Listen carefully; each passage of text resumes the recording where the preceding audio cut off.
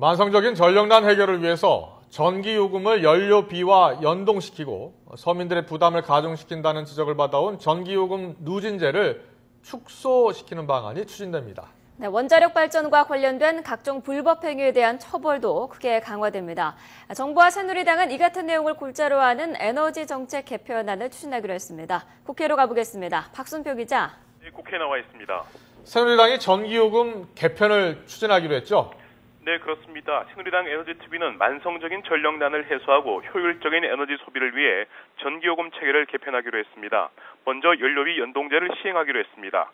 각 에너지원별로 원가가 다른데도 이를 제대로 반영하지 못해 상대적으로 가격이 싼 전기 수요가 급증하고 있다는 지적을 반영한 것입니다.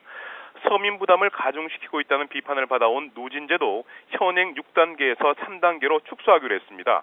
이렇게 되면 월 200kW에서 600kW를 사용하는 전체 가구의 62% 정도가 단일 요율을 적용받게 돼 전기료 부담을 상당히 덜 것으로 보입니다. 특히 기초수급자, 차상위 계층의 혜택이 집중돼 소득 재분배 효과도 있다는 것이 새누리당의 설명입니다. 원전 안정성 강화 방안도 함께 추진됩니다. 먼저 논란에도 불구하고 2024년까지 계획된 원전은 차질 없이 추진하기로 했습니다.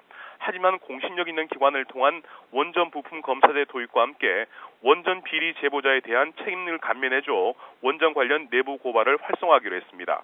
또 원자력 안전 관인금을 현행 5천만 원에서 원자력 분야는 50억 원, 방사선 분야는 5억 원으로 늘려 실효성도 높이기로 했습니다. 원전 인접 지역 주민을 위한 각종 제도적 지원책도 함께 마련해 9월 정기국회 중에 처리하기로 했습니다. 당은 조만간 이 같은 방안에 대해 정부와 공식 당정 협의를 갖고 최종안을 마련할 방침입니다. 지금까지 국회에서 YTN 박순표입니다.